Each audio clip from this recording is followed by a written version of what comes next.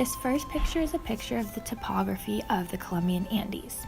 The Colombian Andes are also known as the Andean region, and it's made up of 3 different branches: the Cordillera Central, the Cordillera Oriental, meaning east, and the Cordillera Occidental, meaning west.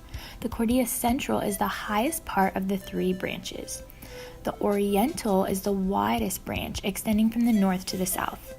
Occidental is the lowest of the 3 branches, and the average elevation is 2,000 meters. The Colombian Andes is located in the northwest region of Latin America.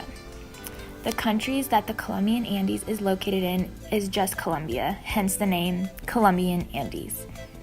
The Andes were formed due to subduction of the Nazca Plate under the South American Plate. The Colombian Massif, a group of mountains within the northern Andes, split into 3 mountain ranges, each by a different process. They are separated by deep valleys and water. The Cordillera Oriental is the youngest of the ranges, at an estimated 6 to 10 million years old, and consists of mostly sedimentary elements. The Cordillera Central and Occidental are mostly made up of granite. The climate in the Andes varies a lot depending on altitude, latitude, and proximity to the Pacific Ocean. Temperature, humidity, and atmospheric pressure are lower in the higher altitudes. The northern Andes are typically rainy and warm, with an overall average temperature of 64 degrees Fahrenheit. At higher altitudes, the temperature average is about 42 degrees and can get as low as 30, while at the lowest altitudes, the average is closer to 80 and can get up into the high 80s, low 90s. In the valleys between the mountain ranges, it rains between 35 and 47 inches a year, while the average rainfall in the mountains depends on the exposure of the specific slope. There are a few major economic drivers in this region. So, Colombia is considered a part of the Andean 3 along with Chile and Peru. There was a time in the early 1900s when the region of the Colombian Andes was cleared of much native forest. It began to be used for intensive agriculture. Cattle ranching, land cultivating, and mining have all been major economic drivers. As far as modern-day technology, Colombia is a little less developed. However, there is still ample opportunity for small task jobs and simple work.